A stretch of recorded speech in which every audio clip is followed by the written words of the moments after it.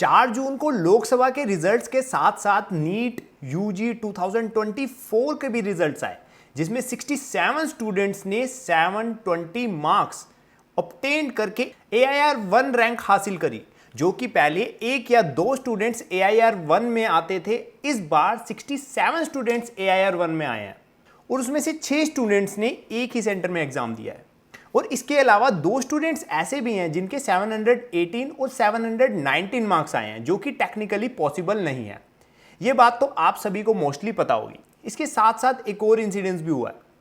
Exam में एक question ऐसा था जिसके 2 आंसर्स थे, और जब क्वेश्चन ऑब्जेक्टिव टाइप होता है तो उसमें हमें एक ही आंसर को टिक करना पड़ता है। अब जब स्टूडेंट्स के माइंड में डाउट आया तो कुछ स्टूडेंट्स ने उस क्वेश्चन को छोड़ दिया इस डाउट में कि उसके तो 2 आंसर्स आ रहे हैं, और कुछ स्टूडेंट्स ने उन 2 आंसर्स में से एक को चूज किया, और जिन स्टूडेंट्स ने उनमें से एक आंसर को चूज किया था उनको तो मार्क्स दे दिए गए, और जिन स्टूडेंट्स ने उस क्वेश्चन को छोड़ दिया उनको मार्क्स ही नहीं दिए। जिस पर स्टूडेंट्स का कहना है कि नेशनल टेस्ट एजेंसी का ये डिस्क्रिमिनेशन है। इससे रिलेटेड एक स्टूडेंट दिल्ली हाई कोर्ट पहुंचे, और इसके साथ एक पर्सन ने कलकत्ता हाई कोर्ट में भी PIL फाइल करी। तो आज इस वीडियो में हम डिस्कस करने वाले हैं इसकी लीगल स्टेटस के बारे में कि लीगल स्टेटस क्या चल रहा है। तो चलो शुरू करते हैं। Hello guys and welcome back to गोलीकल एंड दिस इज सुशांत, और आज इस वीडियो में हम बात करने वाले हैं नीट यूजी 2024 के रिजल्ट्स के बारे में, जिसकी कंट्रोवर्सी चल रही है जब से ये रिजल्ट आया है। पहली पिटीशन दिल्ली हाई कोर्ट में फाइल हुई, और दिल्ली हाई कोर्ट में पिटीशन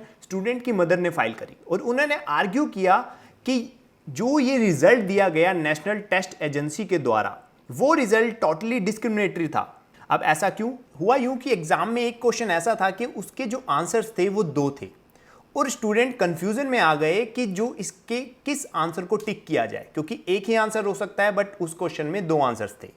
तो इसी कंफ्यूजन में कुछ स्टूडेंट्स ने उस क्वेश्चन को नहीं किया। उन्हीं स्टूडेंट्स में से ये भी वो स्टूडेंट्स है जिसने पिटीशन फाइल करी। नेशनल टेस्ट एजेंसी ने जिन स्टूडेंट्स ने उन 2 आंसर्स में से एक आंसर को चूज किया उन्हें मार्क्स दिए, और जिन्होंने उसको नहीं किया उस क्वेश्चन को उन्हें मार्क्स नहीं दिए। और पिटिशनर का कहना है कि उस क्वेश्चन को डिस्क्वालीफाई करना चाहिए था, क्योंकि वो क्वेश्चन कंफ्यूजन क्रिएट कर रहा था, क्योंकि उसमें 2 आंसर्स थे।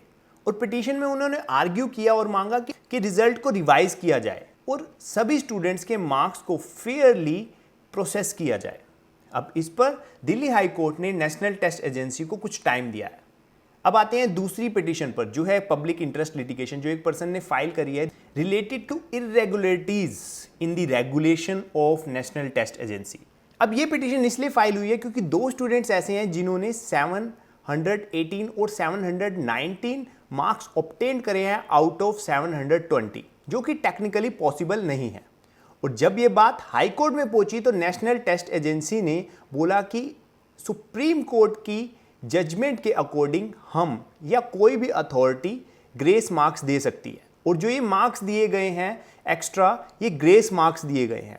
जिस पर कलकत्ता हाई कोर्ट ने 10 दिन का टाइम दिया है नेशनल टेस्ट एजेंसी को एफिडेविट फाइल करने के लिए, जिस एफिडेविट में वो फाइल करेंगे डिटेल्ड एक्सप्लेनेशन कि ये जो मार्क्स है 719 एंड 718 ये किस तरह से आए हैं, और उसके साथ साथ वो एक्सप्लेन करेंगे कि उनकी रिजर्वेशन पॉलिसीज किस तरह से वर्क करती है जब वो मेरिट लिस्ट प्रिपेयर करते हैं। और उसके साथ साथ कोर्ट ने उन्हें डायरेक्शन दी है कि जो एग्जाम के रिकॉर्ड हैं उनको प्रिजर्व करके रखा जाए जब तक कि ये मैटर रिजोल्व नहीं हो जाता। और ये दोनों केस और ये इंसिडेंट्स बहुत ही क्रूशियल है कि इंडिया की इतनी बड़ी टेस्ट एजेंसी के ऊपर ऐसे सवाल उठ रहे हैं ट्रांसपेरेंसी को लेके और डिस्क्रिमिनेशन को लेके।